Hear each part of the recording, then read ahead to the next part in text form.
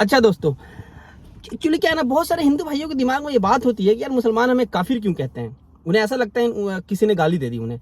Actually क्या है ना, काफिर के बारे में बहुत संक्षिप्त में बहुत अहम बात आपको बता देता हूँ, आपकी सारी कंफ्यूजन क्लियर हो जाएगी। एक्चुअली काफिर एक अरबिक वर्ड है जिसको इंग्लिश में डिसबिलीवर कहते हैं, यानी कि हमारे लेमैन के लैंग्वेज में कह सकते हैं इनकार करने वाला। अब किस चीज का इनकार किया? असल में इनकार उस चीज का किया जो चीज अल्लाह के नबी और अल्लाह के बारे में है। फॉर एग्जाम्पल, अल्लाह को रब मानने से, अल्लाह को अपना रब विष्णु, अपना इबादत गुजार, अपना मालिक मानने से जिसने इनकार कर दिया वो काफिर है और वो मुशरिक भी है। अब वो अलग है, मुशरिक किसे कहते हैं ये कभी और बात कर लेंगे। नबी मोहम्मद मुस्तफ़ा सल्लल्लाहु अलैहि वसल्लम एक पैगंबर थे, आखिरी पैगंबर थे, उनको किसी ने कह दिया कि नहीं मैं नबी नहीं मानता, वो काफिर है। उसने इनकार किया। किसके बारे में इनकार किया? मोहम्मद सल्लल्लाहु अलैहि वसल्लम के बारे में, यानी कि नबी के बारे में, और रब के बारे में यानी अल्लाह के बारे में। तो जिसने भी अल्लाह रसूल के बारे में, उससे रिलेटेड किसी भी चीज में ना जो उनकी तरफ से आई है और वो साबित हो चुकी है कि उनकी तरफ से आई है, इनकार किया, वो काफिर है। और इसे अरबी में काफिर कहते हैं और इंग्लिश में डिसबिलीवर कहते हैं, हमारे लैंग्वेज में इनकार करने वाला कहते हैं।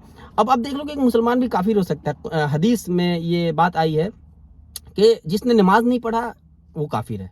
मतलब ऐसा है जिसे उसने कुफ्र किया, यानी कि इनकार किया, यानी कि एक बात अल्लाह ने कही थी उसने नहीं की, यानी कि उसने कुफ्र किया।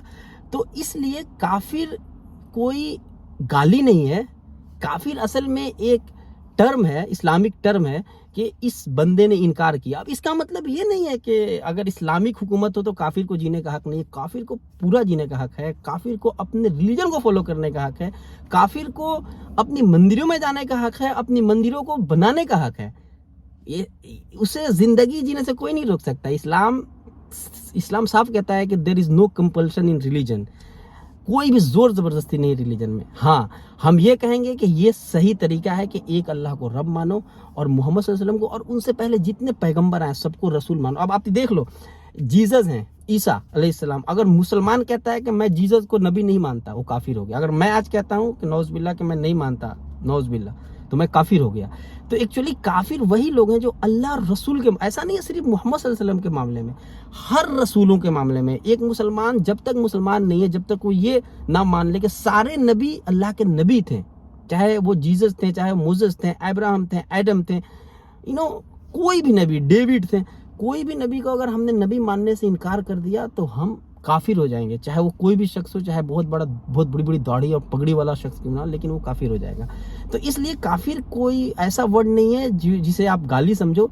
ये एक ऐसी चीज है जो कि आपको इस्लाम से बाहर निकाल देती है, इस्लाम में आपको रहने नहीं देती है। लेकिन अब जन्नत और जहन्नम का फैसला जाहिर सी बात है, हम मुसलमान मानते हैं जिसने कुफ्र किया वो जन्नत में नहीं जाएगा, ये हमारा ईमान है।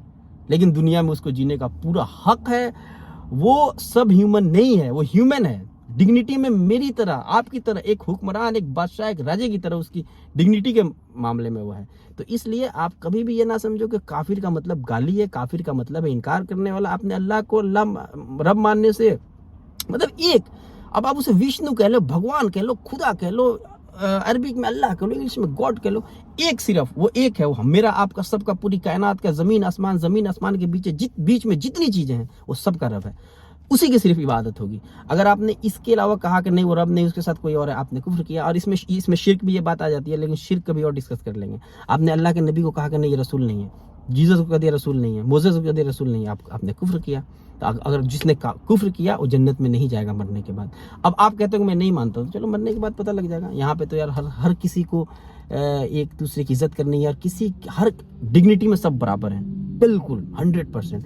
उम्मीद करता हूँ बात समझ गए होंगे, और अगर मैंने समझाने में कोई कमी की हो तो कमेंट करो, मैं बताऊंगा आगे। मेरा मकसद बस है लोगों तक सही बात पहुंचाना यार, तो हो सकता है ये बात आपके लिए फायदेमंद होगी। Thank you so much.